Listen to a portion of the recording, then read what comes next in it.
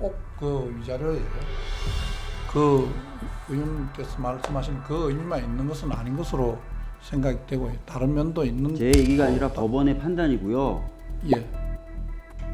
본인들이 원하지 않잖아요. 나는 이 돈을 전범기업으로부터 받고 싶다. 사과도 안 하는 전범기업에게 내가 직접 배상이라도 받아서 그 심리적 고통에서 좀 벗어나고 싶다는 요구가 분명히 있고 그 의사를 수차례 표출해서 정부도 알고 있을 텐데 계속해서 변제 공탁을 통해서 그분들이 채권 어렵게 소송을 통해서 수십 년간 걸려서 확보한 채권을 소멸시키려고 하고 있는 거예요, 정부가. 이게 인도적입니까? 이게 후보자 표현대로 인도적인 차원의 조치예요? 그렇게 생각하십니까? 인도적이에요? 후보자님, 인도적입니까? 제가 이제 진짜 여쭤보고 싶은 건 이게 아니고 다른 건데요. 그 후보자님, 위자료라는 것은 가해자에 대한 제재적 기능이 있어서 금전적 만족 이외에 피해자가 개인적으로 받은 인격적 모욕 등 불법적이고 부당한 처사에 대한 대하여 피해자를 심리적 감정적으로 만족시키는 기능이 있다. 이건 알고 계십니까? 위자료의 경우에 심리적인 만족감을 준다. 가해자에 대한 제재적 기능이 있어서. 법률 전문가신데 판결 문구예요. 예, 판결에서 그렇게 하고 있는 것으로 알고 있습니다. 예. 예.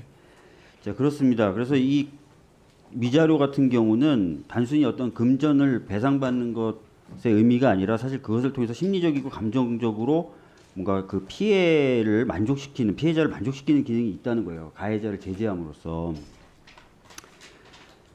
그래서 최근에 그 강제동원 피해자에 대한 제3자 변제 관련돼서 법원이 이제 공탁 불수리하자 정부가 지금 이의 신청을 쭉 제기했는데 이런 취지에서 전부 다 지금 정부의 이의 신청을 기각하고 있는 거예요. 좀 더 구체적으로 말씀드리면 아까 말씀드렸던 대로 위자료라는 건 가해자에 대한 제재적 기능이 있고 그것을 통해서 심리적인 만족감을 얻어야 되는데 가해 기업이 일본 전범기업이죠. 전범기업의 이 불법 행위 사실 자체를 부인하고 있는 상태에서 이 가해 기업에 대한 구상권도 행사하지 않는 전제로 정부가 그냥 제3자 변제 공탁을 해버리면 이 위자료가 갖고 있는 그런 기능이 발휘가 안 된다는 거예요. 그래서 공탁을 받을 수가 없다라고 한 거고 이게 다 지금 전국에 있는 많은 법원에서 거의 동일한 취지로 지금 판결이 나오고 있는 겁니다. 이건 알고 계시죠? 공탁 불수리 네. 결정에 대한 이의 신청을 했는데 거기에 대해서 예, 법원이 그런 판결하고 있는 다 건 알고 결정을 하고 있습니다. 뭐 예. 광주, 부산, 뭐 전주 다 이렇게 결정을 하고 있어요. 자, 그런데 후보자에게 저희가 김의겸 의원님이 이 제3자 변제 관련된 부분에 대해서 질의를 하자 후보자는 뭐라고 얘기했냐면 이 피해자와 유가족들이 겪고 있는 피해를 신속하고 실질적으로 회복해드리기 위해서 인도적 차원에서 이루어진 조치다. 이렇게 얘기하신 거예요. 이게 진짜 인도적 차원의 조치가 되려면 방금 말씀드렸던 것처럼 그리고 법원이 지적한 것처럼 위자료세의 기능이 좀 발휘가 돼가지고 이 피해자분들 그리고 그 유가족분들이 심리적으로 어떤 만족감을 얻으셔야 되는 거예요. 그게 인도적인 거 아니겠습니까? 그런데 이분들이 반대하는데도 그 채권을 어떻게든 소멸시키려고 동의하지도 않는데 변제 공탁을 하고 있는 거예요. 이게 인도적입니까? 어떻습니까?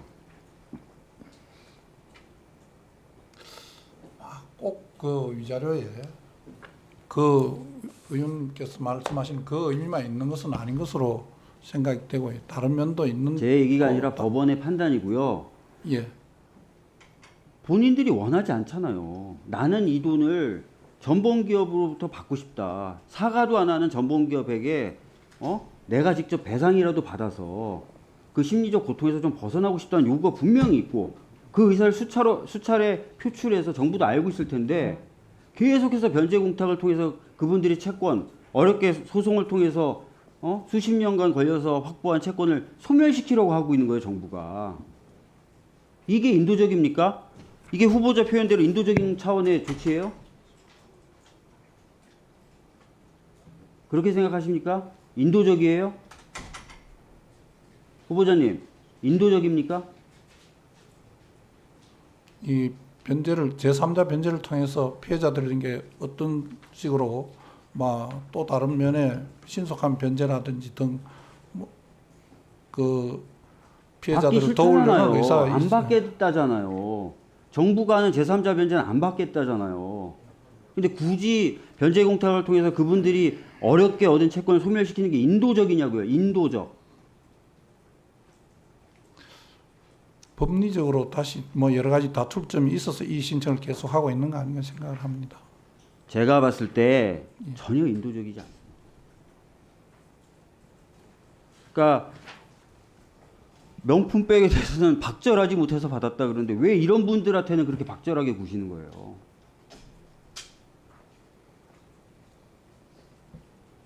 이분들은 안 받겠다는 겁니다. 제가 이 원폭 피해자 강제동원됐다가 원폭 피해까지 입으신 고 정창희 씨의 아들이 쓴 편지 잠깐 읽어드릴게요. 다 읽어드리면 좋은데 이렇게 되어 있습니다. 우리 아버지는 빌어먹어도 절대로 우리의 권리를 박탈하는 제3자 변제라는 회계망측한 돈은 절대로 받지 않을 겁니다. 빌어먹더라도.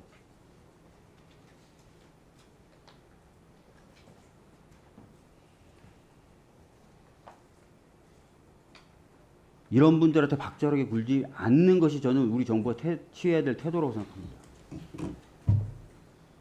본인이 굶어 죽더라도 받지 않겠대요. 왜 그런 분들의 채권을 소멸시키려고 그렇게 비싼 돈으로 대형 로펌 써가면서. 장관님, 이 편지 제가 별도로 전달해 드릴 테니까 읽어보시고 더 이상 우리 정부가 우리 지금 피해자분들에게 박절하게 굴지 않았습니다.